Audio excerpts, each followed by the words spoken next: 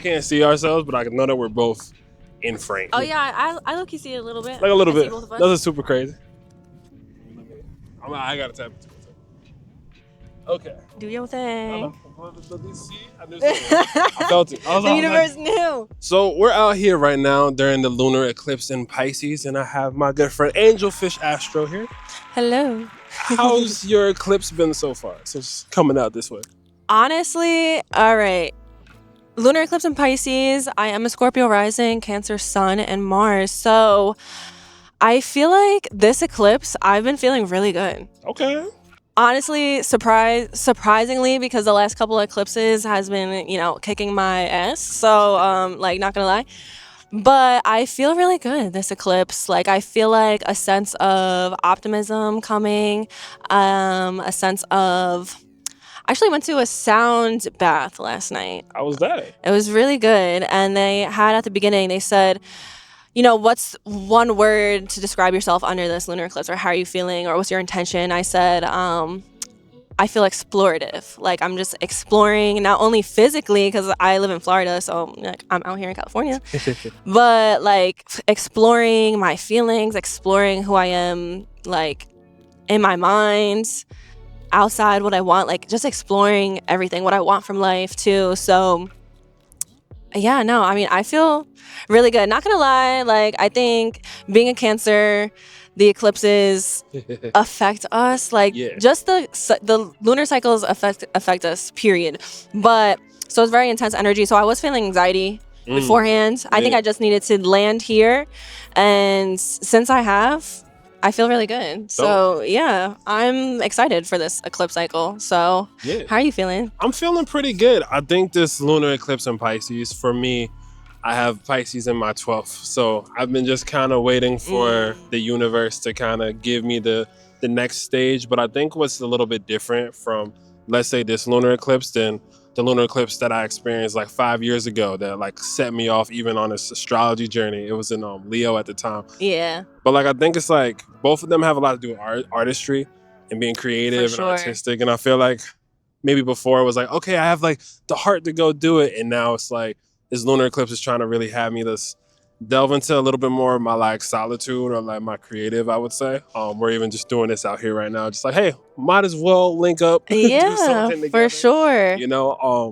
But yeah, I think it's been like really interesting. I've been letting go of a lot though. I feel like I've been letting go of a lot of things that like I thought I had to like care about or to like overly take care of that maybe wasn't my problem, or just kind of learning how to reserve my energy like back to me while still being able to provide like the high quality output of like content or just like doing readings with people and stuff. So I've been kind of like chilling. It's been a nice time. Like we out on the beach with like good little ocean sounds and stuff. So, like prioritizing that you time and the introspective time, that alone time, isolation is happening in your 12th house. Yeah.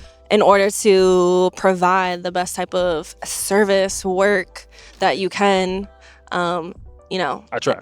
Yeah, out there, like needing, I think yesterday we were even talking about like, doing what we do and being content creators and astrologers and working with people and working with clients. It's kind of like some days we're seriously like, I don't feel like doing this, but I'm not in the mood to do this, but let me do it.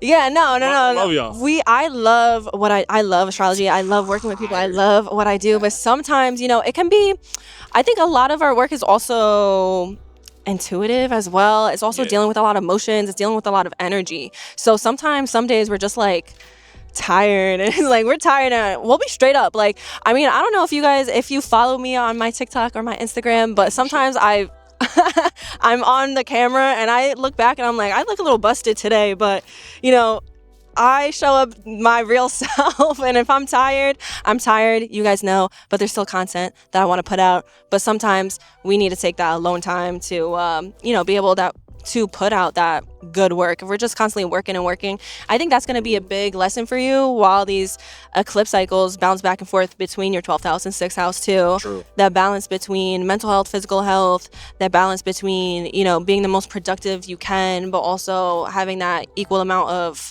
time. I'm coming out of that eclipse cycle. So Libra is my 12th house. Okay. And Aries is my 6th house. So I definitely feel like that has been a theme for me the past year and a half. I don't know if you can relate to it or if you're going to relate to it, but there's been times of feeling very burnt out and then times of isolation. Like the past 2 months, like what I told you, I've been a homebody. So me being here, I'm like, this is exactly what I needed.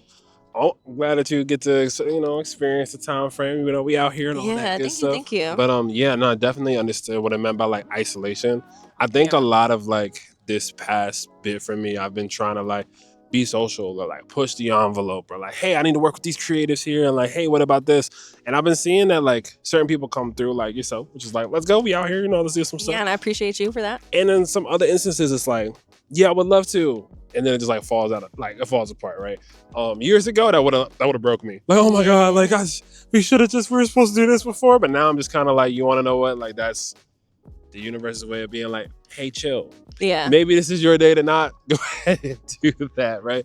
And I know we're both busybody people because we have a strong Capricorn in our charts. Oh yeah, so workaholics.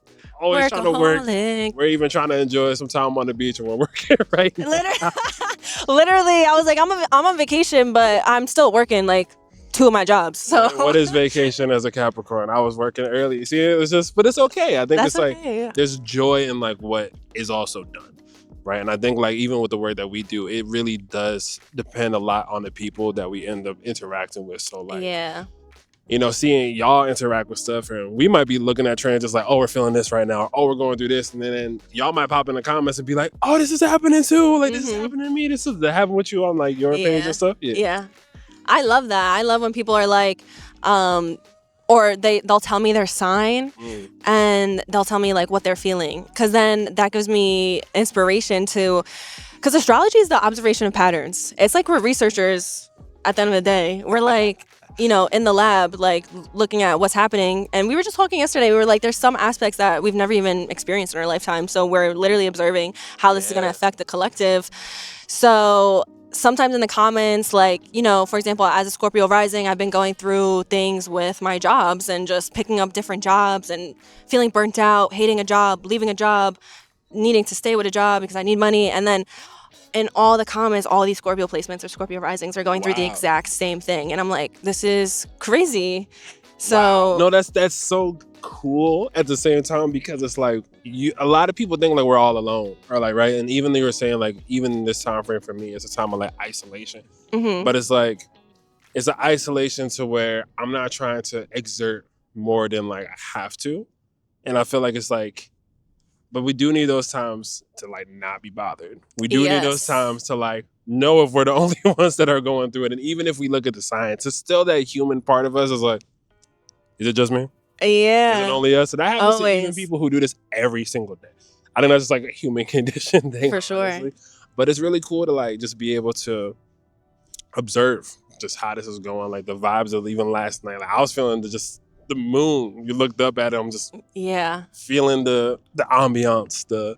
It was crazy. And as a Cancer, you also mentioned something, and I talk a lot to Cancer placements in my readings, and I always tell them like, look at the moon cycles, look at the moon phases. So like, how does it impact you like in the grand scheme of things, like being with that like water energy in that placement as well? And ruled by the moon. I definitely think it's unique to be a Cancer or Leo or have Cancer or Leo placements, being that we're the only ones ruled by. It was a helicopter problem. On and popping. So we were talking about before we got interrupted by a helicopter because this is helicopter Los break. Angeles. But so like as like a Cancer being ruled by the moon, like how do you feel like even just during eclipse cycles, like when it is impacting like the moon, like is it like an emphasis that you feel because you're like directly impacted, like Yeah, I definitely feel like since I've learned about astrology, but I feel like going back and observing my life, eclipse cycles 100%, and full moons actually as well. Anytime there's a full moon coming, I get a wave of feeling tired or a wave of anxiety, and it's like comes out of nowhere. So I think that's how eclipses definitely affect me. Just feeling like anxious or on edge before the eclipse happens. Yeah, okay, I definitely feel that because like the eclipses are just like there's a chaotic feeling, and even myself, like because outside of astrology, clearly I also do intuitive work, just in general. That's the nature of what we do.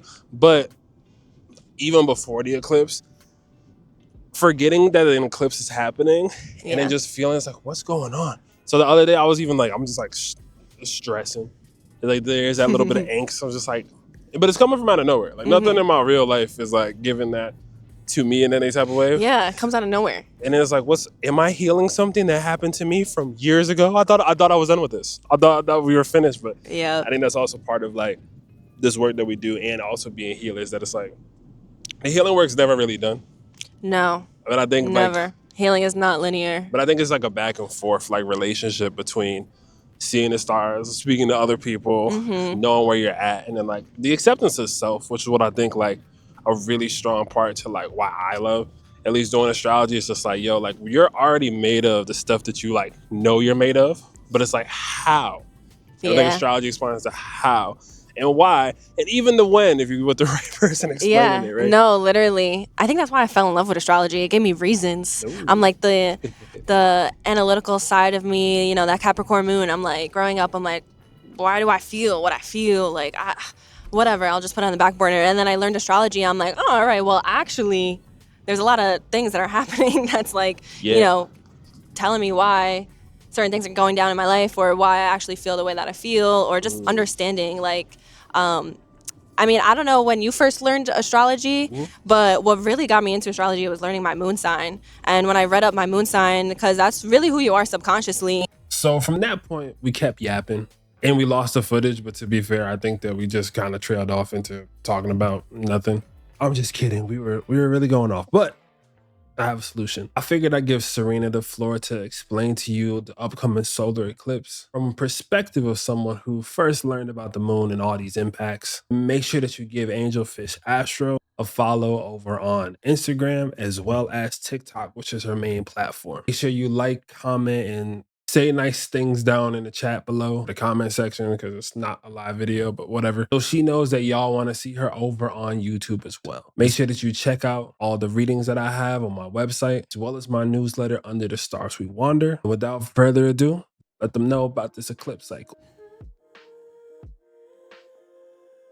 Solar eclipses are like new moons on steroids. It's a huge new beginning. And because this learning lesson, this teetering on the seesaw of the back and forth between I am and who I'm in relationships, is kind of like a new beginning of finding yourself and finding who you are and what you need in relationships. And now you're starting that new beginning. Aries and Libra, I feel like, are the sister signs that I feel like are the most different compared to all the other sister signs, because Aries is very I am. When I think of Aries, I think of the infant of, they're literally the infants of the zodiac. When you think about an infant, they can't really, when they're hungry, they need to eat now. When they sleepy, they need to sleep now, you know, and they cry about it and they want it. I need it and I need it now type energy. That's Aries. It's very go-getter energy. It's courageous. It's bold. It's going after what they truly want and being like instinctual in that too, following their instincts and just going after their needs.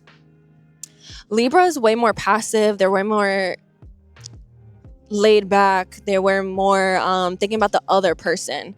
So Libra is always worried about, especially the Libra moons. I definitely find this in Libra moons too. Libra moons and Libra Venuses. They're always worried about other people. How are you feeling? What do you want to do? I don't know. Whatever you're feeling. Okay, you want to do that? Okay, then let's do that. Even if it's something that they generally don't want to do. So I definitely feel like the Aries Libra axis is the most different in my eyes. I think this new beginning is actually going to be a very interesting one as well, especially because now we're starting to see the beginning of the Pisces and Virgo eclipse cycle. So it's going from who am I and who am I in relationships to who am I spiritually and who am I in the physical realm and what am I putting out physically now. So I think this is a very interesting eclipse cycle that's happening. Who am I relationally and how can I spiritually put that out into the world as well. So I think that was a big learning lesson for this eclipse cycle in the past a year and a half, 2 years, and a lot of learning about yourself and relationships, a lot of learning of you know, I don't want to live for other people anymore. I want to live for myself. And when I live for myself, I authentically attract who's supposed to be in my life when I am living to my authentic self and needs. And then once you're confident in that, you can feel more confident in your relationships. I think that is the underdeveloped side of Libra, is not being confident in yourself. That's where the axis falls too much towards Libra. And the underdeveloped side of Libra not being confident in yourself and your needs, that you kind of rely on the needs of other people. And if other people are good, then you're good. And that's good to an extent. I think the underdeveloped side of Aries is being a little too selfish and not thinking about other people's needs. But if you're thinking too much about everybody else's needs, what do you need? Do you even know yourself? Do you even know, or are you living for other people, other people's life paths, and you're just on the journey of their life? And then, you know, you kind of look back and you're like, wait a minute, what am I actually doing for myself?